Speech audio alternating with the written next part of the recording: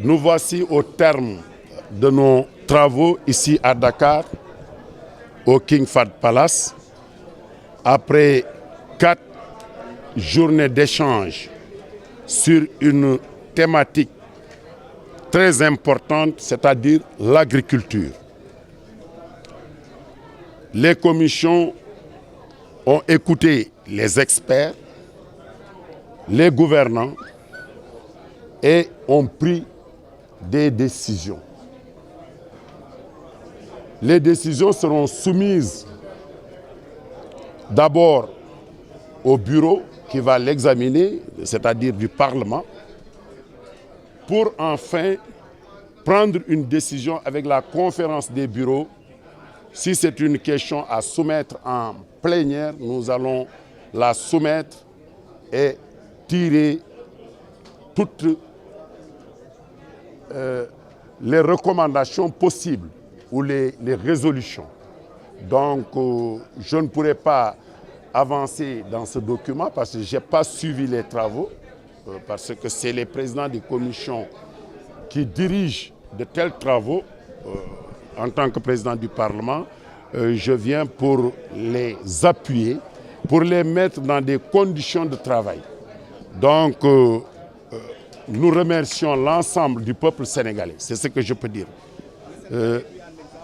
Oui, je veux terminer pour remercier le chef de l'État, le Premier ministre, comme je l'ai dit, mais aussi mes collègues qui sont venus massivement assister à cette réunion. C'est la première fois depuis 15 ans, 16 ans, qu'une telle réunion se tienne de la sorte, réunion délocalisée, qui a rassemblé autant de personnes de qualité pour échanger sur une question brûlante.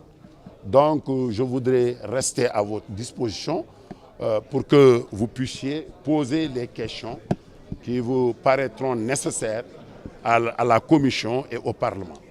Comme vous le savez, nous devons discuter de toutes les questions qui peuvent intéresser la communauté.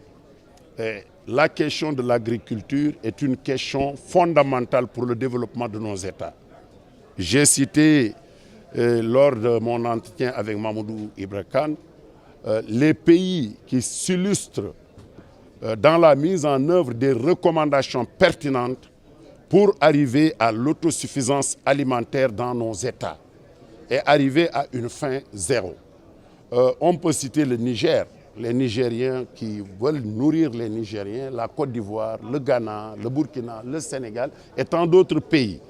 Aujourd'hui, le Sénégal a un plan stratégique qui est extrêmement important. Vous avez suivi nos experts et le ministère à travers le PRACAS, qui est un programme ambitieux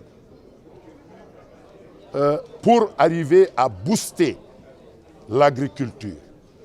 Le président de la République veut que les Sénégalais puissent se nourrir de ce que le Sénégal produit.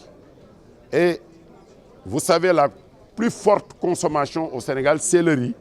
Donc le président a fixé la barre en 2017 pour que nous puissions produire 1 600 000 tonnes de riz paddy, qui correspondrait à 800 000 tonnes de riz blanc. Donc les pays africains doivent aller dans ce sens. Oui, tout le monde. Donc nous sommes en train de prendre le modèle Sénégal, le programme d'accélération de la cadence pour une production record dans tous les domaines que nous voulons vendre à l'Afrique, au Sénégal.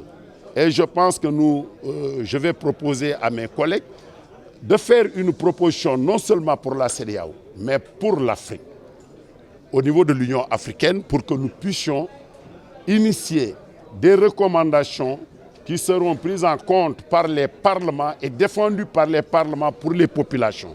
Parce que vous n'êtes pas censé ignorer que nous voulons aller d'une CEDEAO des États à une CEDEAO des peuples. Nous voulons aller aussi à une Union africaine des peuples et non pas des États.